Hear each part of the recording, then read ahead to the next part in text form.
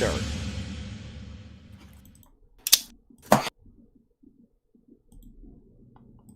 How's it going, everybody out there watching on YouTube and or Twitch? We are live for episode 39. We are one episode away from 40 episodes. Woo!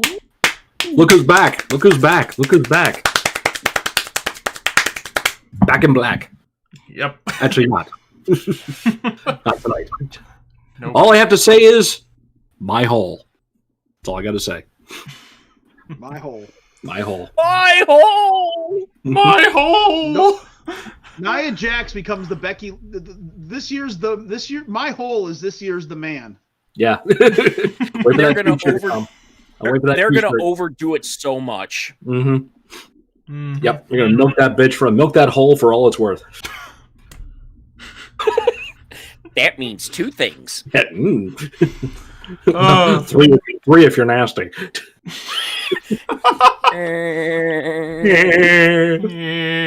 Anyways, so Well, yes. My balls! Guys! My balls! I know! My badge! My hole! I bet you. I'm waiting for the Indies to steal that spot too. You know what's gonna happen. Oh, it is. In the elite. Yeah. Mm-hmm. AEW is gonna try to come up with something next week, something similar to My crack. Yeah, my crack or something. My crack. Like My MJF neck, do my something back, like that. my pussy, and my crack. Mm-hmm. Anyway, so Nia Jax jokes aside, yeah, we are back, episode 39. It's the old gang back together again. Myself, Scott, James, and Walter's back this week. We missed him last week. What's up, people? And since it's Valentine's Day weekend, tomorrow being Valentine's Day, the appropriate weekend to talk about the only Valentine's Day pay-per-view WWF WWE has ever done. And that is St. Valentine's Day Massacre 1999. Which I find funny. Your house. The penultimate in your house. There was one more after this. But funny enough, James did the From the Vault on No Way Out 2001, calling it arguably the best February pay-per-view in company history. It's the best February pay-per-view of all time. Yeah.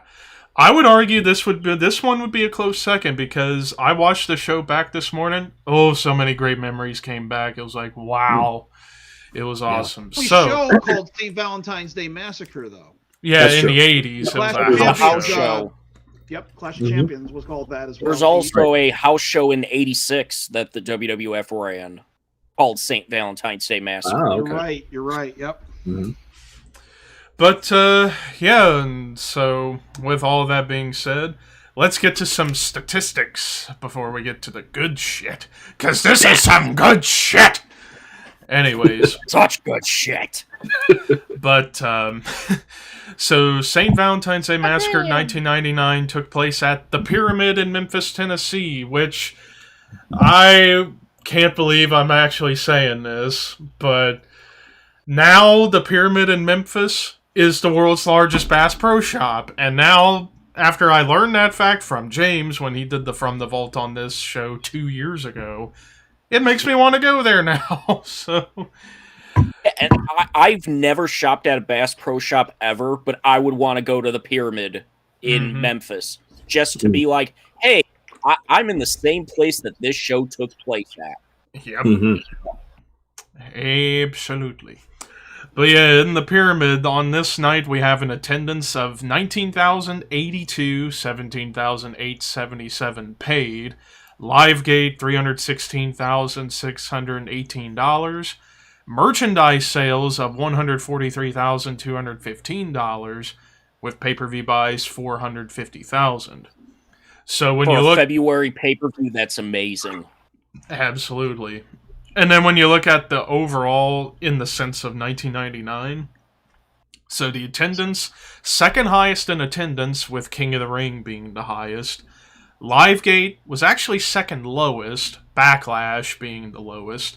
Merchandise sales, the fourth highest, with WrestleMania 15 being the highest. Pay-per-view buys, also the fourth highest, with WrestleMania 15 being the highest. So despite Livegate, but then again, the Livegate for a February pay-per-view was great, so business-wise, amazing numbers across the board for this show. But February is typically a meh kind of a month for WWE pay-per-views in between WrestleMania and the Royal Rumble. And yep. And it's the little downturn. You got to go back up to get to WrestleMania. Yeah. But so the food tonight, be prepared, because maybe the most food we've ever seen on a show. So what all do we have on Mass tonight? Man, this show kept me busy. I'll tell you that much. Wow. Between the hardcore match and the main event, just all kinds of craziness happening on this show. So for St. Valentine's Day Massacre from Memphis, Tennessee, on the show we have gyrating, leg humping, a wedgie. We have head. We have singing. We do have singing on this show. We have stretcher jobs. Quite a few, actually. We have an eyeball in a jar, which I forgot all about that. We have blood. We'll get more on that later. And a surprise debut near the end of the show. Also, a couple cool little quotes that we'll get to later on. For moves, we have a meanie salt, a curtain call, one shattered dreams, one boss man slam, one running power bomb, one figure four, sleeper holds, one perfect plex, one belly to belly, one ankle lock, one double suplex, one double DDT, one bronco buster, one choke slam, one consequences elbow, technically, one cactus clothesline, technically, one corporate elbow, as was known then, several mandible claws, one double arm DDT on a chair, one rock bottom, and one stunner. Now then, for the foo, ladies and gentlemen, I present to you the biggest grouping of foo I have ever had the chance to take down for you. So let's run them off. We have on this show chair foo, fire extinguisher foo, glass foo, guitar foo, trash can foo, phone foo, reach out and touch someone, bang, tile foo, post foo, cooler foo, mop fool, before it was moppy, mop foo, sign foo, referee foo, fence foo, barbed wire foo, wood foo, belt foo, tire foo, river foo, stair foo, table foo, cage foo, guardrail foo, announce table foo, stretcher foo, and FU foo. And there you have your foo. You got all that, Chiron operator. Oh, man. No way anybody can follow that. But I guess I have to.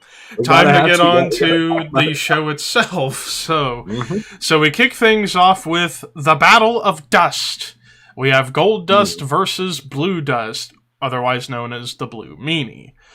So we get into the build-up to this whole conundrum. So, believe it or not, for a lot of hardcore fans, this was a dream match because, because Gold Dust, when he first came in, was quoting quotes from Hollywood movies, whereas Blue Meanie, doing the Blue Dust thing, would quote Ron Jeremy movies. And he did the parody of the Nitro Girls as the Raw Boy, and then he started sending blue flowers, blue candy, and gave Gold Dust a blue bath heading into this show. So we get this match. For what it was okay. I mean, it was the shortest match of the entire night, but... It's a glorified squash. Yeah, it's a glorified squash match. Nothing special. Other than alongside Scott, as somebody who was old enough to remember what the internet community was like then, you want to know the feedback on this match was? Oh, this is WWE or WWF burying ECW. Oh, this is so fucking stupid. They're burying, this is what happened. It's history repeating itself. Always. Yep, always. Yep. The ECW elitists were pissed off about matches like this because, Meanie should get pushed. He's a better worker than that. Mm-hmm. Yeah. And they already done Blue Dust in ECW, so that was his audition pretty much for them to call him up. He was a member of the Job Squad, and Job Squad is represented on the show in 2 matches. Yep. So he was brought up to this deal. He'd done the Blue Dust thing where they wanted to use, I forgot what they wanted to use in ECW, but they came back with blue icing, and that's what they used for the promo they did there.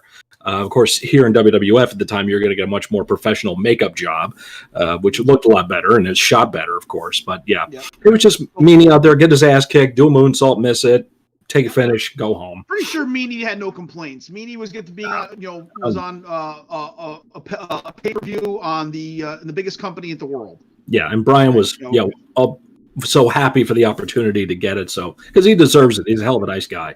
Yeah. And ironically, as you mentioned, coincidentally, however you want to put it there, he's quoting Ron Jeremy promos in his promo, and he would go on to be with Jasmine St. Clair. How that works out is beyond me. And then he became fat again, so Yeah, Meanie Dust was like one of the many, or Blue Dust or whatever, was like one of the many knockoff gimmicks that Raven would have Stevie and Blue Meanie do just to satisfy his curiosity. Yep. Yeah. I want to see what you guys look like as the American males. I want to see you do the fabulous ones. I want to see you do kids. Stevie Riggs and Meanie Alexander Bagwell. That one. Anything you want to add into this, James? It was what it was. Yeah. That's really all you could say about this. Guilty. And that's the thing with the show. It really is like a freaking time capsule, because you had representations of all the three companies at the time.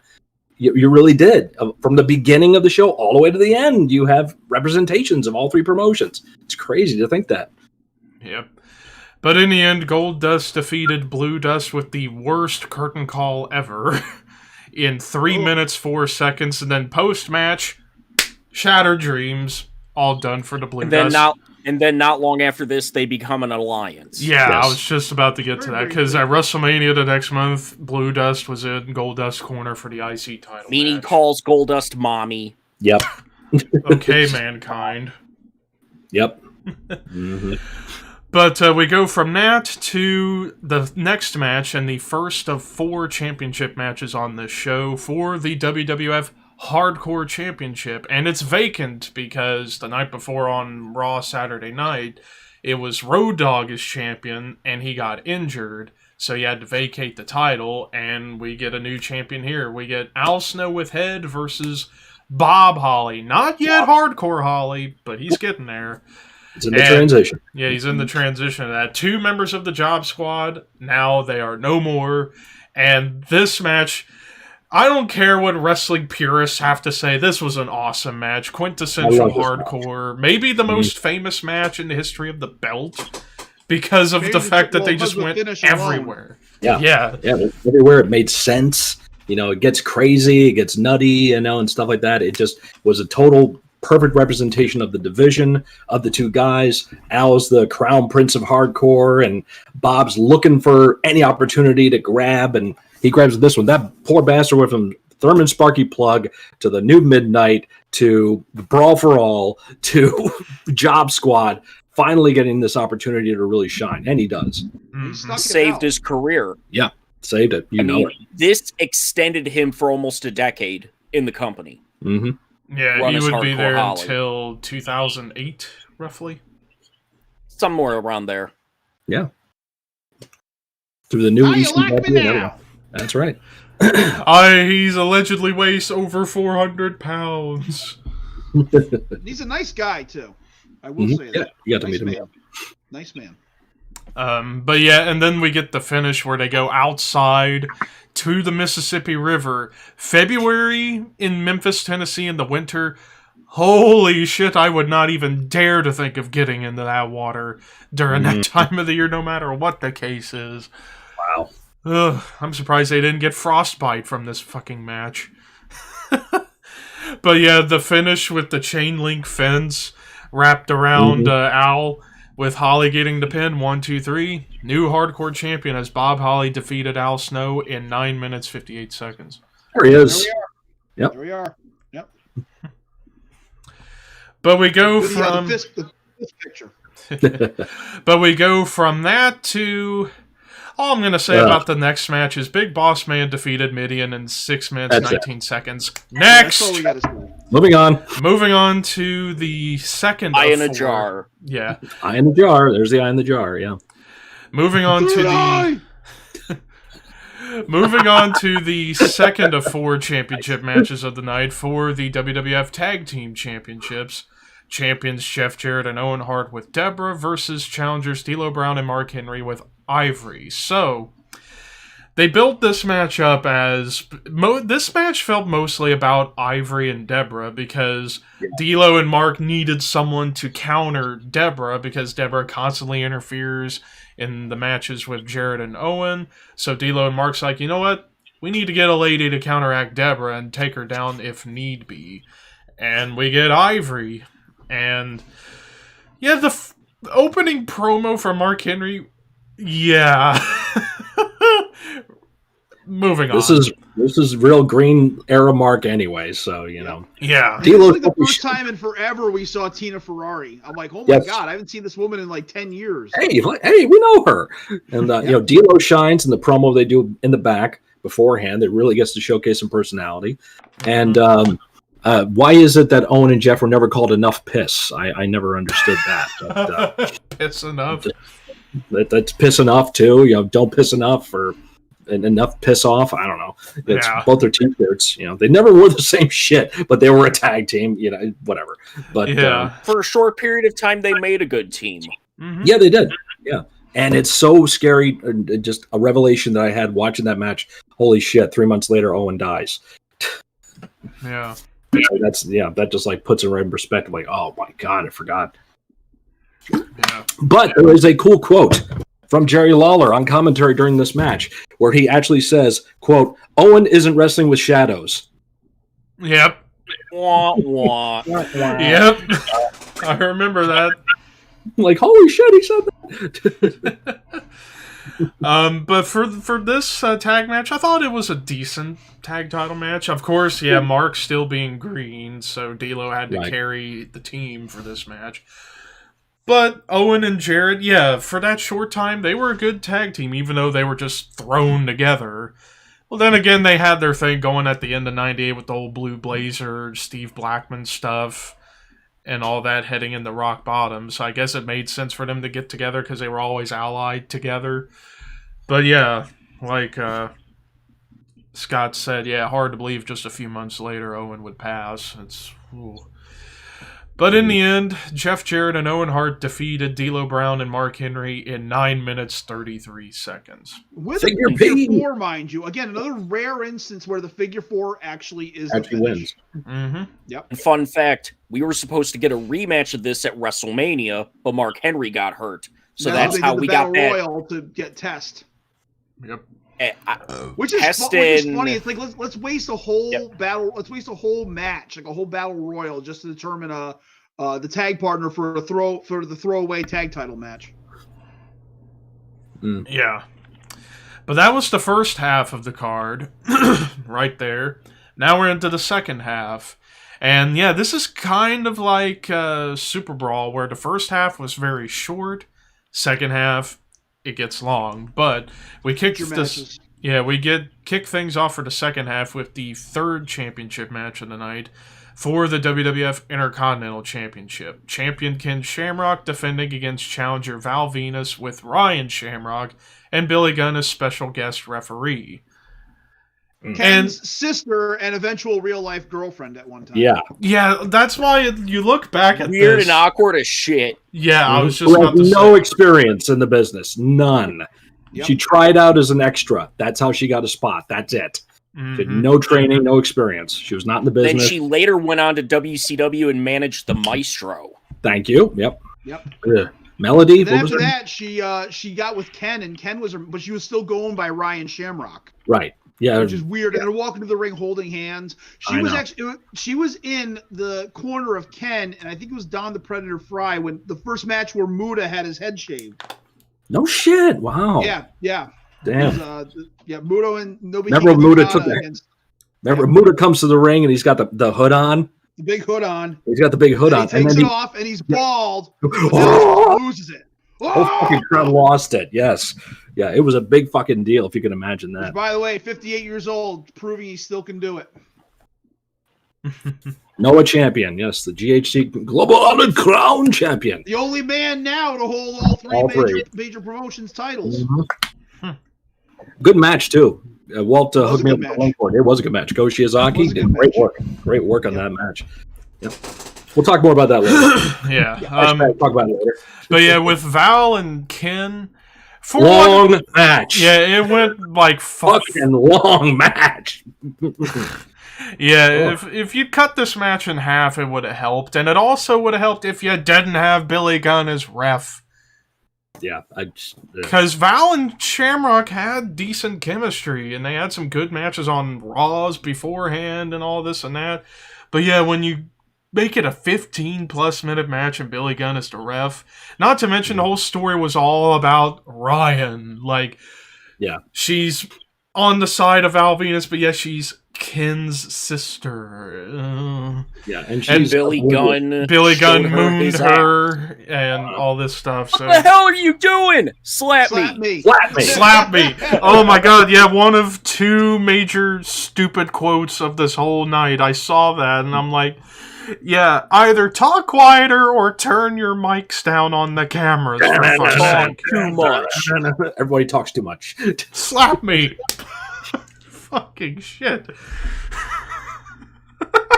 I can't stop laughing now. Slap me. Blah. Fucking crap. But anyways, Val Venus defeated Ken Shamrock to become the new Intercontinental Champion in 15 minutes, 33 seconds. Yeah, it seems like it's longer. My God. Is it still going? I feel like it's still going. Yeah. I don't think it was in that territory, but could have shaved off a few minutes. Yeah. I mean, it just seems like at one point it was ready to like go home, and then they wound up going a little bit longer. Like, I don't know if they got some kind of cue. It's like, you gotta stretch it out, okay.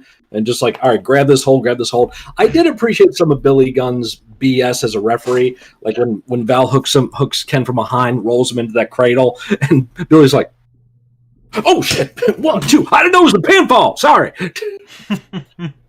Ask him what? Ask him what? And he blatantly doesn't count 3 at one point there, where Val does not hates even both of them. But he hates Ken a lot more than he hates Val. Was supposed to lead to a triple threat for the Intercontinental title, but then they did the Outlaw switch. It was just part and of the whole Goldust was in it too, building up to WrestleMania 15. Yeah. How many 3-ways and 4-ways were going on for WrestleMania 15? There was at least two 4-ways. There was the triple threat hardcore and the fatal 4-way Intercontinental. Mm-hmm. Yep. Nothing like the following year where almost every match was a tag match. There's only one one-on-one match, but that doesn't really count. Mm-hmm. Yeah. But moving on to the next match, we get a tag team match. Triple H and X-Pac of DX versus Kane and Chyna of the Corporation. So, I like Come on out, you big jacked up bitch. And I like the promo package for this match. They started off whenever they did that joke DX split, but with Chyna's quote, if anyone's going to initiate a DX split, it's going to be me. And lo and behold, in January, after the Royal Rumble, Chyna quits DX to join the Corporation. Mm-hmm. After, that I Quit match with Triple H and The Rock. Yeah. It is funny to see the tag team of X-Pac and Triple H, as I call them, Eskimo Brothers. Eskimo Brothers. Yes. So. They both went to Mount Sinai. Left before Triple H loses that long hair. Yeah. Yep. He went shoulder length and started wearing chainmail. He went power metal instead of glam metal. Yeah. But for this tag team match, I thought it was a pretty good tag team match between these two teams. It was. And for a while, one thing that I hate. For a while, they played off of them not being able to get any offense off of Chyna. She was countering everything. She was powdering out. Then when One they finally thing I hated her, place, was Shane McMahon's commentary. Yes. Love you, Shane. Hit him, wham, wham, wham, wham, wham. I think that was the idea, to be obnoxious, so that way X-Pac can deck him. So, but then he keeps doing it afterward. He gets the deck and he keeps doing it. Well, ever since he had done commentary anyway. on Heat, when he was a commentator on Heat, he was bad. Oh, he was bad. Yeah. Wait! Shut up! That's it. Wham, wham, wham, wham, that's it. Dad, I'm your son. I'm sure they thought about when they were having to sell those punches from Shane, the paychecks. Oh yeah. Think about the paycheck. Yeah, there's one thing in the business Walter hates. It's Shane McMahon's punches. A lot of potatoes I like being Shane thrown. overall. I like Shane McMahon overall, but I hate his punches. Absolutely terrible. I mean, he's sitting next to Jerry Lawler. Jerry Lawler should give him a clinic while off camera about how to do it right. Master punch. This is how you throw the punch. Boy. Yeah. Lawler had top 3 punches in wrestling of all time, easily. Yeah. Yeah. And thankfully, Lawler has half a voice in the show, so he can't be as annoying as usual. That's true. Mm-hmm. And Michael Cole being sent out there. How about that? Michael Cole. Where was JR that night? I think he's when he had Backstage. the Bell's palsy. So, he was backstage. He was backstage This is speaking lines to Michael. This is not the night that Beyond the Mat is filming behind the scenes. It's a different show. It was Royal Rumble. Royal Rumble that they did that, yeah. So I was getting the timeline confused. JR would return a couple of weeks after this. Okay. Or somewhere in that time frame. Yeah, because they tried to make him go heel, and it just was never going to work, because you can't turn JR heel ever. Can't hate on JR. No. They tried 2 or 3 times to do so. Yeah, they did. And it never worked. But yeah, with this match... I have no loyalty to the World Wrestling Federation, and let me tell you why. But that was something Cornette tried to frequently stop, and because he told the writing crew, you can't do this to him, Mm-hmm. Yeah. But Russo was dead set. I'm going to get Michael Cole. He's done the news.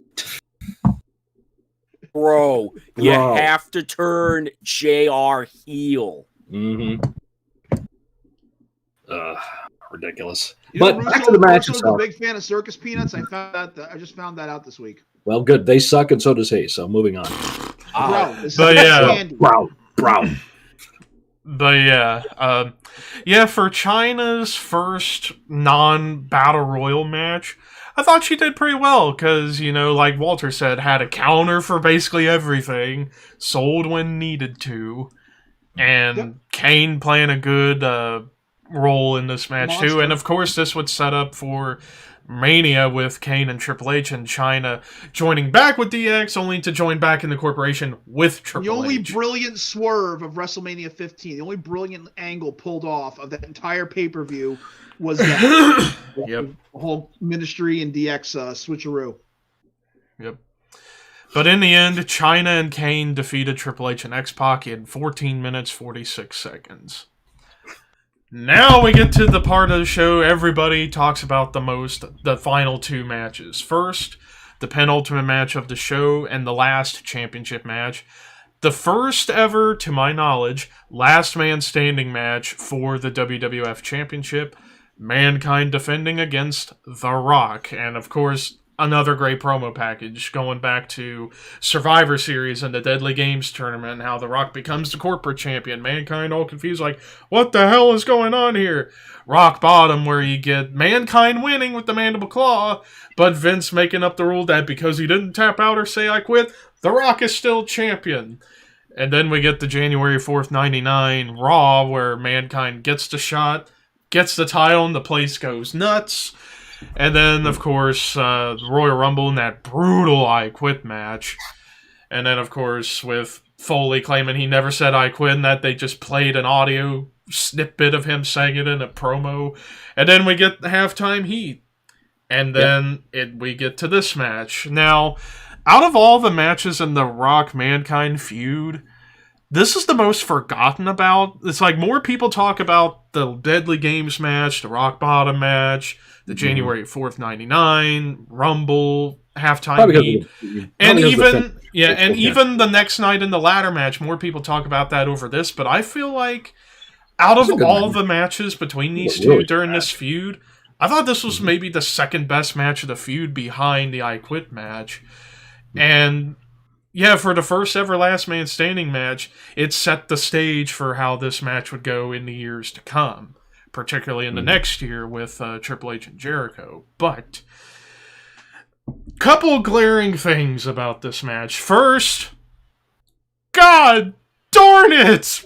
Yes. That moment where The Rock drops the steps on Foley, Steps on him. which was brutal. And then, of course, before that, the back body drop on the timekeeper's table. That was the most ouchy spot of the whole Right. match. Oh my god! Back of his freaking head and And his legs So hitting him, too. leg. But hitting it and yeah, everything. the stairs dropped on Foley.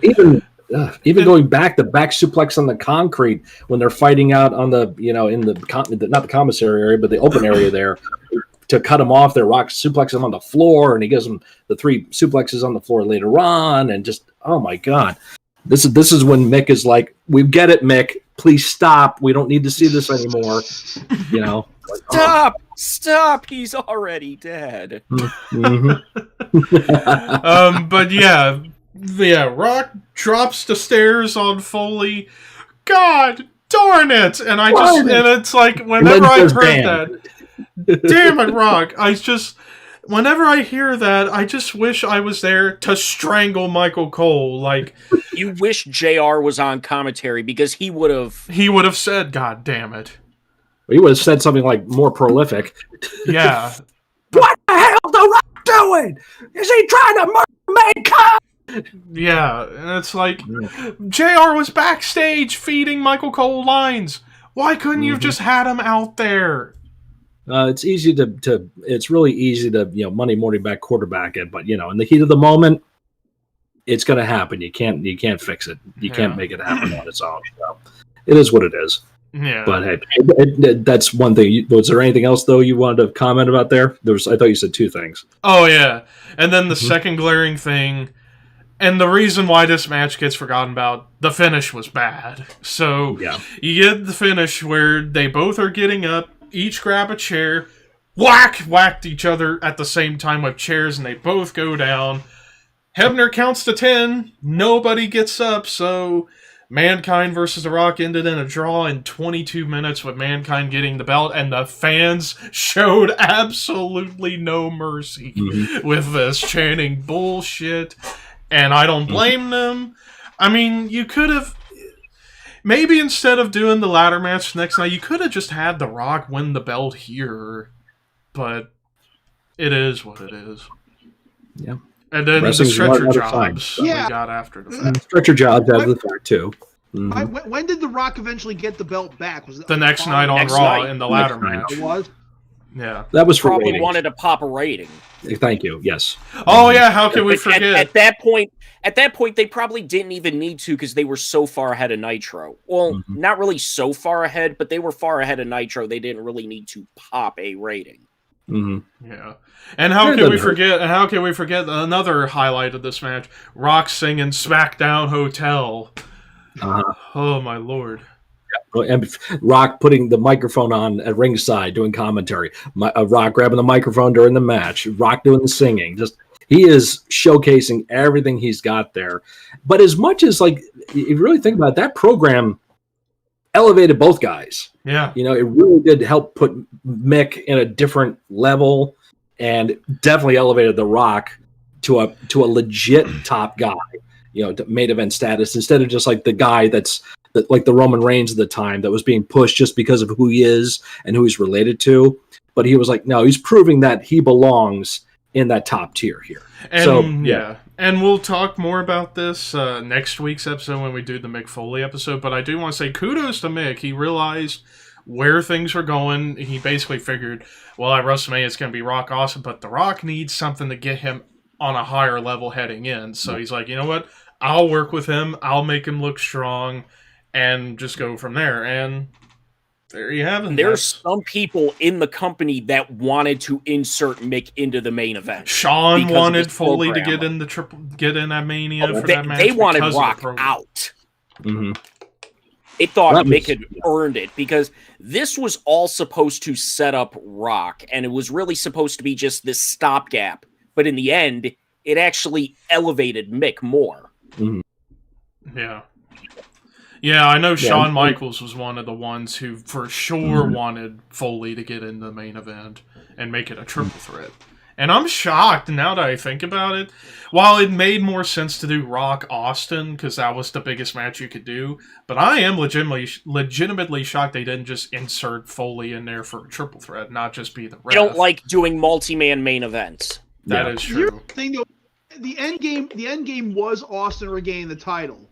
Yeah. Right. So I figured it would make a little more sense to not have Mick look, all this stuff. Let's not make Mick look like a loser at the end of WrestleMania, because that's what would have happened. Even if he didn't get pinned, even if the finish was the same with Austin pinning The Rock. So that's why they did the stipulation match with him and Big Show, to where Mick would be helping Austin get the title back. And in the end, Mick is one of the good guys. He's, and he doesn't go out looking like a loser. The number 2 babyface. The following year. The following year, yeah. But also, go ahead, Jim. Sorry. It's like, they bring him out of retirement. Oh, he's getting his one final chance to win the title, and he doesn't win the title. Yeah. Yeah. But also, because they had their hearts and minds set on Triple H at that point. Just to echo also what Walt was saying too, if you put Foley in the match with Rock and Austin, it's going to split the babyface reaction, because you got so many people love Mick, so many people love Austin. So everyone would hate Rock, that's fine. But they want a clear-cut babyface, one babyface for everyone to focus on. So at the time, money-wise, you got to go with Steve. Yeah. So that'd be another reason I think that's why they didn't do the triple threat. Yeah, and that's why at the end, Mick gets a one-up on Big Show, which gives him a pop. Gets him and a then pop. he also he plays a hand in Austin's victory, which gets him another pop. So at the end, he goes home looking good. Right. But with all that said, now it's time for the thing this show is remembered for the most, and for great reason. The main event, steel cage match with the number 1 contendership for the title at WrestleMania on the line. Stone Cold Steve Austin versus Mr. McMahon. So, this right here, in a match capacity, the culmination of the Austin McMahon feud at this point, going since the Stunner heard around the world in Madison Square Garden 1997, and then all of 98 with Vince trying to get the belt off Austin in every possible way he could. All the weeks of Raw of Austin torturing McMahon, and McMahon trying to get the last laugh. Then the Rumble match, where AKA Austin versus McMahon for an hour, and Vince winning the Rumble, but then he waves the rights to his title match away, and he would handpick his new replacement. But then we get the classic segment of Shawn Michaels and Stone Cold in Texas, where they're going over to Jack Daniels' rulebook, stating that if the winner of the Royal Rumble is unable or unwilling to compete in the main event of WrestleMania, then the runner-up takes his place. So while Vince ejected himself out, he put Stone Cold in inadvertently. But Austin, because he wants Vince in the worst way possible, he's like, you know what, Vince? I'll put my title shot on the line if you meet me in a steel cage match. You're on! You got the match! And then Vince promising not one member of the corporation would come out to interfere. And then we get to the match, and You also forgot the night before the Saturday Raw in the Skydome, where you had the famous stare down of Austin in the corner, Vince yelling and screaming at him. That famous VHS cover of Austin versus McMahon. Yes. So, oh, Ricky just commented about the Last Man Standing match. Restart the match, damn it! Yeah, I wish they would have, but anyways. But yeah, this cage match, most of it wasn't a match, it was just the entertaining segment, but it was fucking great. Yeah, Austin in the cage, Vince toying with him like, oh, I'm gonna get in? No, I'm not. And then the chase around the ring, and then Vince is in the cage, Austin climbs, tweaks his knee, oh, this is my chance. Wrong, bitch! You're attacked big time, buddy. And then we get the fantastic beatdown of Vince all up and around the crowd. And then, of course, probably, along with the back body drop on the Timekeepers area, the other most ouchiest spot of the night. They're both on the side of the cage. Austin, whack! Whack! Whoa! And Vince landing back first on the edge of the table that has no give, bounce, and then right through the table. You also got to remember, like, Vince had that neck surgery 5 years ago. So for him to take a bump like that at his age, 53 after neck at the time. I mean, and that's also say what you will about Vince McMahon. He gave his body during this era. everything. And he's proven that he's a soldier in the trenches at that time with all his crew as well. But it makes it hard for another guy to come by and say, "Nah, Vince, I don't want to do that. I fucking did it, and I didn't have to, and I run this place. So you don't want to do it, huh? Nah, bye." Yeah. That's why Vince would do pretty much every like thing would scare somebody. He would do it. When Shawn Michaels did the repelling entranceway, At WrestleMania 12, Vince did it he first. did himself just to make sure. See, it's nothing. It's not a big deal. Yeah. And Russell Ryan Reeves just said he did break his tailbone, which, that doesn't shock me, because watching him literally... Did you see Ryan Reeves? Is Ryback in our conversation? Russell Ryan Reeves. Russell Ryan Reeves. Yeah, if only the real Ryan Ryback Reeves was here. God. Holy shit. Yeah. I'm dumb as fuck. I eat stupid shit, and the porn star's my friend. He be trashing everybody. Ryan, are those hot? No, I got mild. But you're sweating. Oh, come on, Al. Pulls out packs of cookies. He's getting a bead from eating a sandwich. I wish that's... You had another stretcher job. After the brutal bump, they're trying to get Vince on the stretcher. Howard Finkel, ladies and gentlemen, the winner of this match. That's bullshit.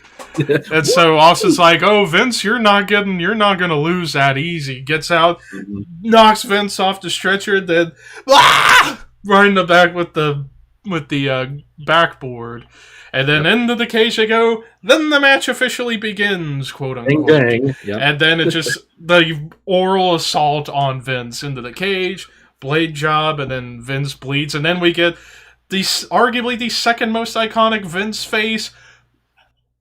With the blood trickling down on his face, because Austin, he was not wanting for Vince to get the last laugh. So he's like, "Me? God damn it, fine. Come back in and just beat the shit out of him some more." Stunner, and then trash talking when all of a sudden out comes, "Oh my god, it's Paul White! It's Paul White!" The former Cowardly Lion! The former giant of WCW. Yeah, the former giant of WCW debuts on this night, and man, when you hear the stories about Paul being under the ring the whole night, they said it's like he had like a little apartment underneath there, watching everything, waiting for his cue. 7 foot and had to be under the ring the whole night. Like, that's fucking nuts. Oh man, well, dude, you think back to it was early '80s. It was the Tommy Rich, Austin Idol, Jerry Lawler feud in Memphis, and Tommy Rich had to store himself under the ring at like 1 PM when the building opened, and had to stay there all freaking day. And back then, you didn't have a monitor. You know, you had to wait for somebody to give you a cue. He had a bag of cheeseburgers and a 6-pack down there, and waited the whole fucking night. Before people came in the building, he was waiting. And just for him to crawl out there during the main event and attack Lawler in a cage to help Austin Idol. I mean, you know, it was updated, you know, years later, and of course we would see like fucking Hornswoggle do it, and plenty of other people could just kind of show up underneath the ring. But man, but yeah, so... not a fun night for him. There was the infamous story of Mr. Perfect hanging out under a ring one night in WCW, and this story has like taken on life of its own, because it's a true grapevine story where, you know, somebody tells you the way it is, you don't remember it completely, and you start telling it to other people. There were stories that he took a shit under the ring. There were stories he just ate a bunch of burritos and had bad gas. There were stories he had like a fart spray that he sprayed under the ring. No matter what the actual situation was, it smelled like shit under the ring, and Mr. Perfect was the reason. So it's like, however you want to interpret the story, how it was told to you, how you heard it, it's just one of those things that just goes on and on. I think Scott Steiner was under there too, and it was just a big freaking... Of course, one of the more famous under the ring stories was Mankind under the ring for Beware of Dog when the lights went out. Yeah. So he had to stay under the ring the entire time. It's like, okay, if the lights go on, this is what happens. If it doesn't, you just stay under there and you wait. like he moved around and then the lights went out. It's like, oh shit, I just caused a power outage. Yep. Thankfully, it wasn't him. Blame Mother Nature for that.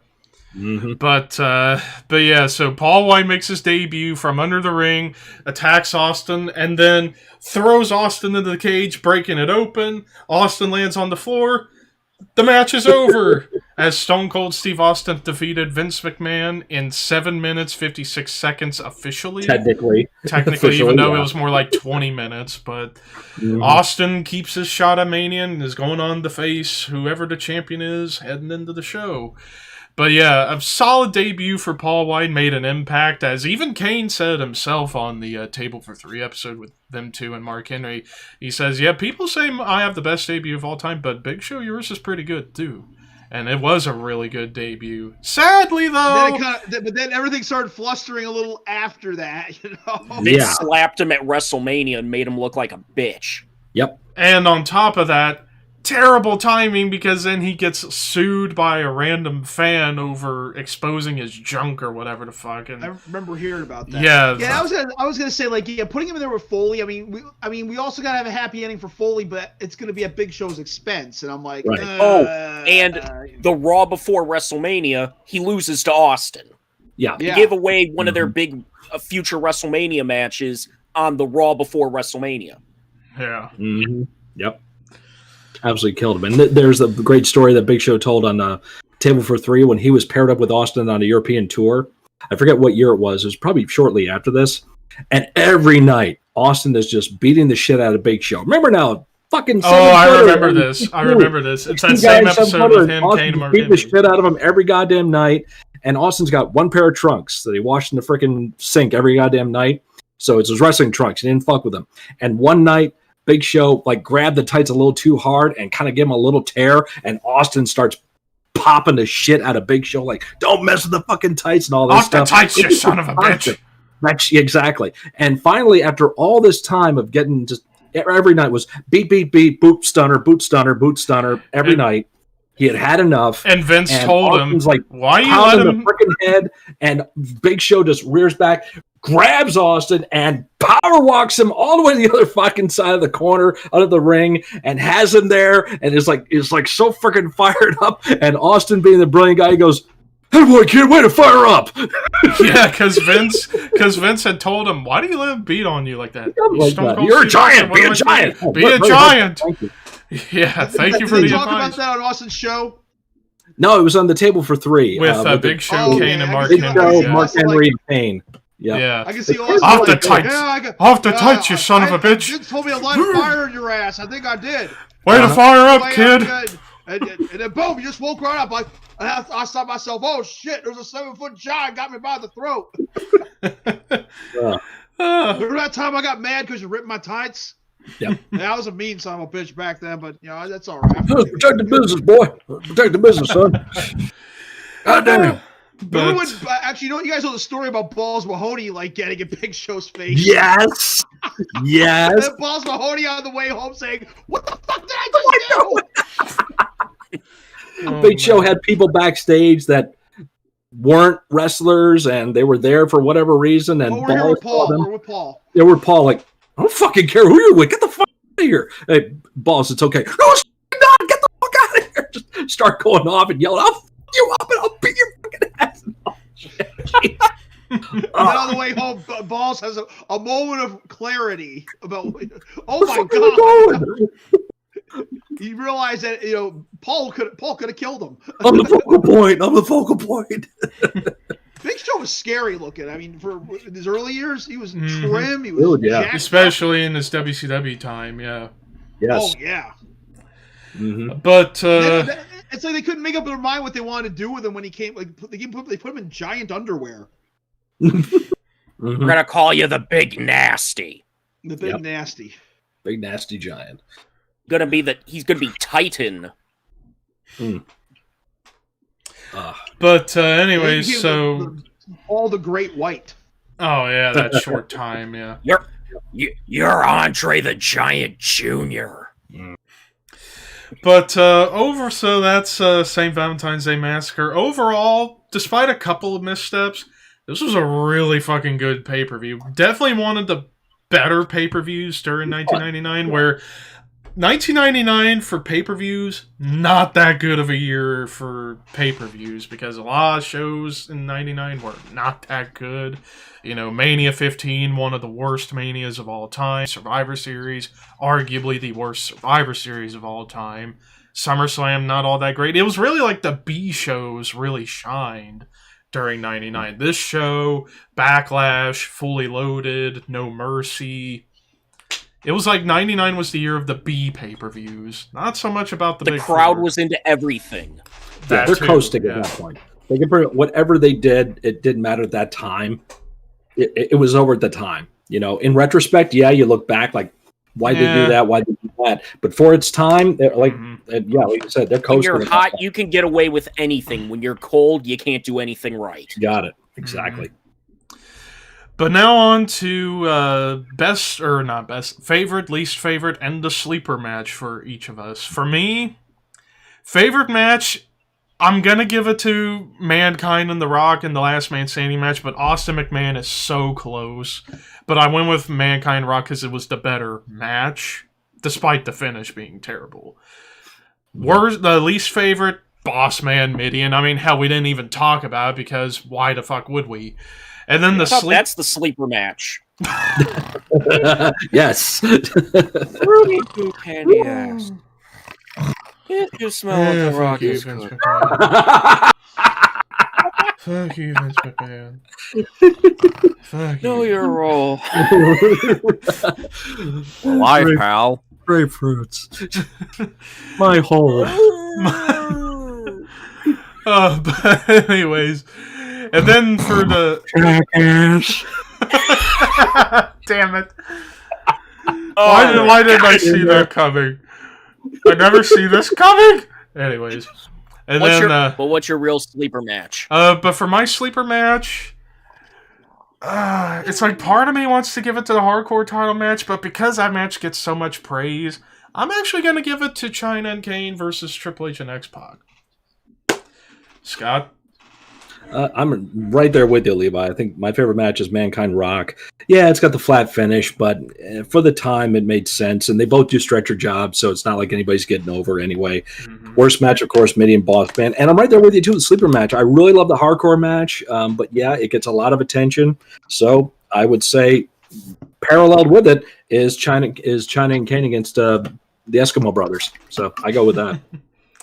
Walter? Me going backwards. Sleeper match, I'm with you guys. A tag match itself. DX and versus Kane and China. Least favorite match is Boss Man and Mideon, of course. My favorite match though is gonna be Austin versus McMahon. Reason why I like it because I'm gonna pull a page out of Al Snow because it sold the most tickets.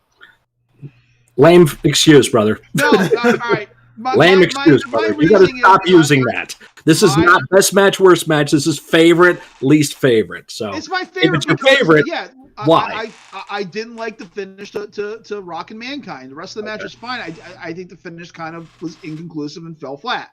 So I liked Austin McMahon because it was a good fun brawl and it had a nice big surprise ending to it. That's a better answer. I like that. I was being funny. Come on. All right, James. I'm with you and Scott on it. Favorite, The Last Man Standing. Least favorite, well, we know, and the sleeper, the tag match. Yeah, but that was like my Kenta post last week. Kenta, stop stealing finishers, and Chip Stetson comes in. Oh well, I think he was doing it before CM Punk, and I'm like, exactly. You ruined my joke. But now on to Push Job Endeavor. What do we got for this week? Oh, I'm giving you a low tier Push Job Endeavor on this one. It could be easy though. In that respect, it's probably an easy one. Yeah. So there's plenty of other names we could use, but no, fuck it. For this one, we're just going to low tier at the time for the company. Your three names, Push Job Endeavor, are Mideon, Al Snow, Blue Meanie. For me, Push Al, Job Mideon, Endeavor Meanie, because he's going back to ECW eventually anyways. Really? Okay. Walt?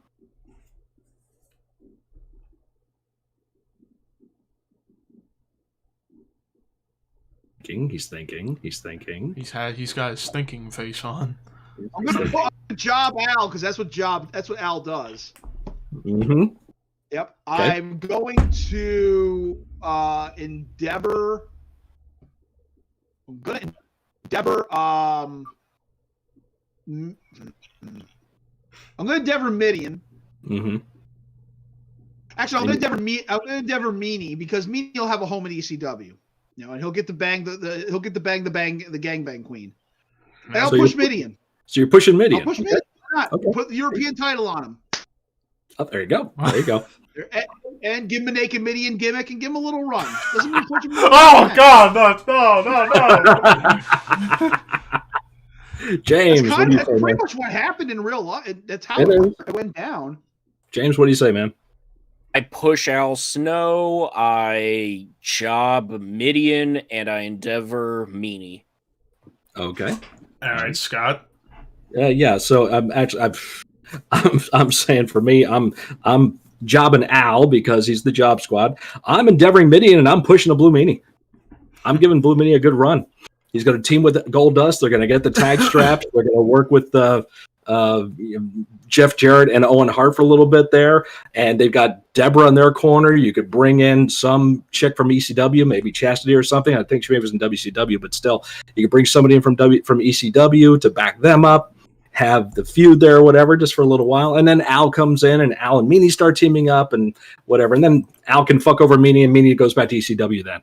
But yeah. Now, see, you say all that. It's like Ryan Shamrock did end up in their corner, so there you go. There you go. Yep. It works out that way. So, indeed. Wrong tag team. Indubitably.